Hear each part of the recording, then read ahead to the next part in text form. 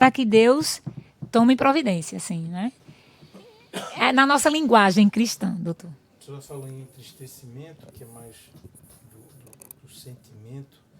Em termos de projeto político, a senhora ouve alguma, ou tem ouvido até aqui alguma? Não, isso é um projeto político, uma corrente política, um movimento político.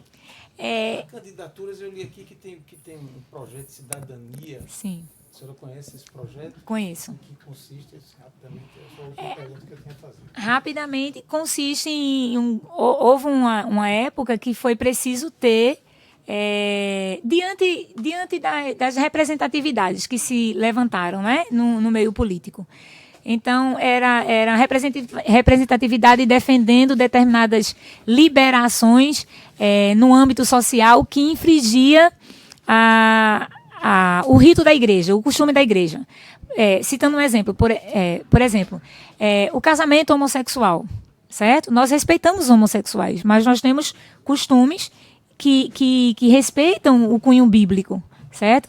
Então, quando começou a surgir essa parte de obrigatoriedade de determinadas instituições religiosas terem que fazer casamentos homossexuais e tal, então se sentiu a necessidade de ter representantes lá também, assim como tem representantes de outras religiões lá, né? Representantes do povo, mas que proferem a fé no Deus, né? Seja ele qual for. Então, era preciso um representante político que representasse o povo, mas que tivesse valores morais e éticos condizentes com a palavra de Deus. Né? Para ter uma voz lá no Congresso, para ter uma voz, seja em que esfera seja municipal, estadual ou federal. Então, daí que surgiu a necessidade de se ter um representante, por conta das prerrogativas de leis que iriam ferir os nossos costumes bíblicos, entende? Então, foi nesse patamar aí que eu tenho conhecimento do surgimento do projeto Cidadania. E a senhora soube se os senhores Geovânio e Sivaldo tomaram parte desse movimento, foram candidatos ou quiseram ser e não conseguiram?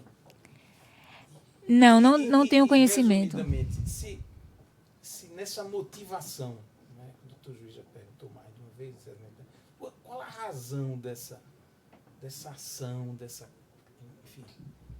insistência em veicular esses fatos supostamente, vamos dizer, agressivos da reputação da igreja? Tem uma conotação política? Tem a ver com esse projeto de cidadania ou com a política no sentido mais amplo? Não? Olha, eu não tenho conhecimento de que eles foram candidatos pelo projeto de cidadania. Eu não tenho conhecimento a respeito disso, certo? O projeto da igreja, né? Não, o projeto de cidadania era um projeto que envolvia pessoas que tinham pretensão para da igreja. Eu estou falando da igreja evangélica. A Assembleia de Deus, sim, porque foram candidatos pessoas que eram membros da Assembleia de Deus, não é? Como, por exemplo, o deputado federal, o pastor Francisco Eurico, não é?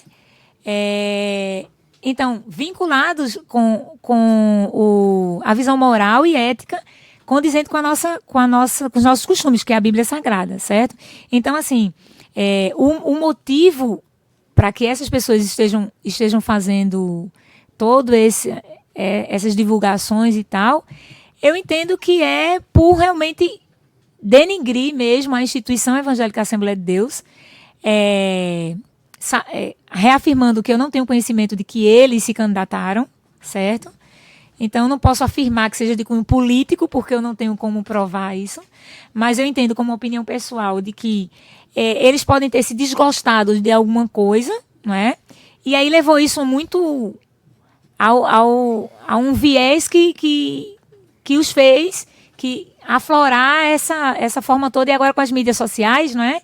Que está tão mais fácil denigrir a imagem das pessoas aí, não é? Que eu gravo um vídeo agora, daqui a segundos já está nas redes, né? Então, em suma, sendo bem objetivo, acredito que seja realmente o desejo de denigrir a imagem por descontentamento de alguma chamada, porque fez alguma coisa que não deveria ter feito, etc. Isso é uma visão pessoal. Certo. E a última, a senhora tem conhecimento se eles ainda são membros da igreja ou já foram objeto de uma suspensão?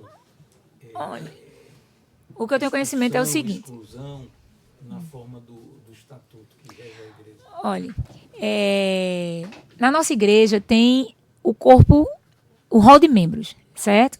Que são muitos, muitos.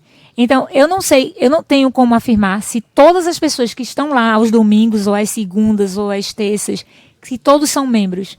Porque é muito grande. Eu só consigo afirmar que alguém é membro se estiver perto de mim e que eu tenha um convívio. Por quê? Porque existe um rito para se tornar membro da Igreja Evangélica Assembleia de Deus. No primeiro momento, tem o discipulado, que é um curso. A pessoa aceita Jesus como Senhor e Salvador de sua vida e vai para a igreja, escolhe uma igreja, uma congregação, né? E ali vai ter o discipulado, que é o estudo bíblico, não só da Bíblia nos primeiros momentos, para a pessoa entender, né, a Bíblia Sagrada, livro, capítulo, versículo, como ler, etc. Mas também são expressos os usos e costumes da nossa igreja, né? Sejam doutrinas, dogma, como queira chamar.